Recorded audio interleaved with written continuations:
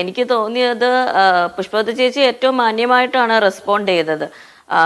ഞാൻ വേറെ വല്ലവരുമായിരുന്നെങ്കിൽ ഇത് ഏറ്റവും കുറിക്കൊള്ളുന്ന പോലെ തന്നെ ഒരു റെസ്പോൺസ് കിട്ടിയേനെ. അത് ആ ഒരു മാന്യത അടൂർ അർഹിക്കുന്നുണ്ടോ എന്ന് എനിക്ക് അറിയില്ല. കാരണം പുഷ്പവതി ചേച്ചിക്ക് എന്തിനാണ് ഇനി ഒരു പബ്ലിസിറ്റി എന്ന് എനിക്ക് മനസ്സിലാകുന്നില്ല. വെറുതെ പോയൊരു സ്ത്രീ അല്ലല്ലോ. സംഗീത നാടക അക്കാദമിയുടെ വലിയൊരു സ്ഥാനത്ത് ഇരിക്കുന്ന ശ്രീമതി പുഷ്പവതി പൊയ്പ്പാടത്തിനെ കുറിച്ചാണ് ഇത് പറയുന്നത് എന്ന് പോലും അറിയില്ല. അത്രയും അറിവില്ലായ്മയാണ് ഇവിടെ പ്രകടമാകുന്നതെന്ന്. ഇതുകൊണ്ട് തന്നെയാണ് ഇദ്ദേഹത്തിനെയാണ് ആക്ച്വലി ഒരു ക്ലാസ്സിന് വിടേണ്ടത്. ഒരു മിനിമം 3 മാസമെങ്കിലും ഇൻറ്റൻസീവ് ട്രെയിനിങ്. എന്താണ് സാമൂഹ്യ നീതി, ആരാണ് ദളിതർ, എന്താണ് അവരുടെ കോൺട്രിബ്യൂഷൻ, ആരൊക്കെയാണ് ഇവിടെ ദളിത് ഫിലിം മേക്കേഴ്സ് ആയിട്ടുള്ളത്, മാർജിനലൈസ്ഡ് ബാക്ക്ഗ്രൗണ്ടിൽ നിന്ന് അടിച്ചമർത്തപ്പെട്ട വർഗത്തിൻ്റെ ഒരു ചരിത്രത്തിനെ കുറിച്ച് ഇങ്ങനെയുള്ള ഇൻറ്റൻസീവ് ആയിട്ടുള്ള ട്രെയിനിങ്ങിന് മിനിമം ഒരു 3 മാസമെങ്കിലും അദ്ദേഹത്തിനെ വിടണം. എന്നാൽ അത് കഴിഞ്ഞിട്ട് അദ്ദേഹം ഇനി സിനിമ എടുക്കാവുള്ളൂ, ഏതെങ്കിലും ഒരു പൊതു ചടങ്ങിൽ സംസാരിക്കാവുള്ളൂ. അതുപോലെ തന്നെ അദ്ദേഹത്തിന് ഏതെങ്കിലും ഒരു പൊസിഷൻ, പബ്ലിക് പൊസിഷൻ അദ്ദേഹം അലങ്കരിക്കണമെങ്കിലും ഈ ഒരു ട്രെയിനിങ് ആവശ്യം. അദ്ദേഹത്തിന് മാത്രമല്ല, ഇതേപോലെ ചിന്തിക്കുന്ന അനവധി പേരുണ്ട്. അതുകൊണ്ടാണല്ലോ കയ്യടി അവിടെ വന്നത്.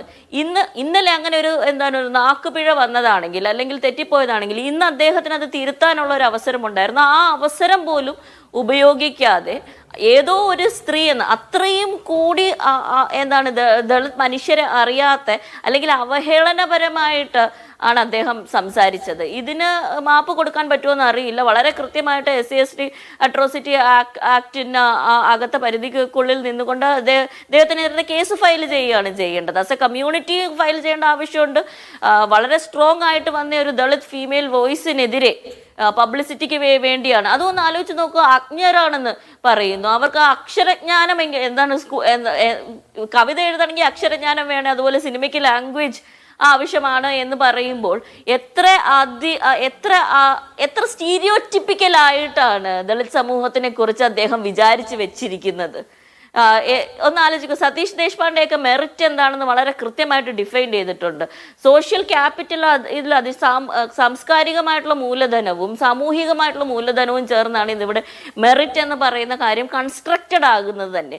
ഇതിനെക്കുറിച്ച് അതിൻ്റെ ഒരു ABCD അറിയാത്ത ഒരു മനുഷ്യനെ ഇത്രയും ഗ്രേറ്റ് ആയിട്ട് വിചാരിച്ച്, നമ്മൾ ഇത്രയും ഒരു ഗ്രേറ്റ് ഫിലിം മേക്കർ ആണെന്ന് വിചാരിച്ച് ഞാൻ പോലും എൻ്റെ മനസ്സിൽ കൊണ്ട് നടന്നതിൽ ഇപ്പം നമുക്ക് നമ്മളോട് തന്നെ പുച്ഛം തോന്നുന്ന ഒരു സിറ്റുവേഷന് വന്ന് എത്തിയിരിക്കുകയാണ്. ഇതേപോലെ തന്നെയാണ് ഫീമെയിൽ ഫിലിം മേക്കേഴ്സിനെ കുറിച്ചും അദ്ദേഹം പറയുന്നത്. നമ്മുടെ സ്റ്റേറ്റ് അവാർഡ് വരെ, എനിക്കൊന്ന് നിഷിദ്ധം എന്ന് പറഞ്ഞ സിനിമയ്ക്ക് വേണ്ടി നമ്മുടെ സ്റ്റേറ്റ് അവാർഡ് വരെ കിട്ടിയ ഫീമെയിൽ ഫിലിം മേക്കേഴ്സ് നമുക്ക് ഉള്ളപ്പോഴാണ് സ്ത്രീകൾക്ക് ഈ പൈസ കൊടുക്കണ്ട അല്ലെങ്കിൽ ഗ്രാൻഡ് കൊടുക്കണ്ട. ഇതൊരു ജനറൽ ആൻറ്റി റിസർവേഷൻ വികാരത്തിൽ നിന്ന് വരുന്ന അതേ കാസ്റ്റിസ്റ്റ് മനോഭാവമാണ്.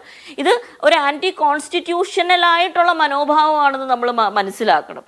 അത് വളരെ എല്ലാവർക്കും ട്രെയിനിങ് കൊടുക്കണമെന്നല്ലല്ലോ അദ്ദേഹം പറഞ്ഞത്. അദ്ദേഹം പറഞ്ഞത് ദളിത് മനുഷ്യർക്ക് ട്രെയിനിങ് കൊടുക്കണമെന്ന് തന്നെയാണ് അദ്ദേഹം പറയുന്നത്. അതായത് ടാലന്റ്ലെസ് ആയിട്ടുള്ള ഒരു സമൂഹമാണ് എന്ന് ദളിത് മനുഷ്യരെ വിളിക്കുന്നതിന് തുല്യമായിട്ട് തന്നെയാണ് അദ്ദേഹം പറഞ്ഞത്. ഇത് നിശ്ചയമായിട്ടും ഇത് റെസ്പോണ്ട് ചെയ്യുക മാത്രമല്ല, ഇദ്ദേഹത്തിന് മാത്രമല്ല, ഇനി ആ പൊസിഷൻസിൽ ഇരിക്കുന്ന ആ കൈയടിച്ച മനുഷ്യരെ ഓരോരുത്തരെയും ബോധവൽക്കരിക്കേണ്ട ഒരു അധിക ഭാരം ഇവിടുത്തെ ഒരു മീഡിയയ്ക്കും അതേപോലെ ഇവിടുത്തെ ദളിത് ആക്ടിവിസ്റ്റിനും വരുന്നതിൽ എനിക്ക് വലിയ വിഷമമുണ്ട്.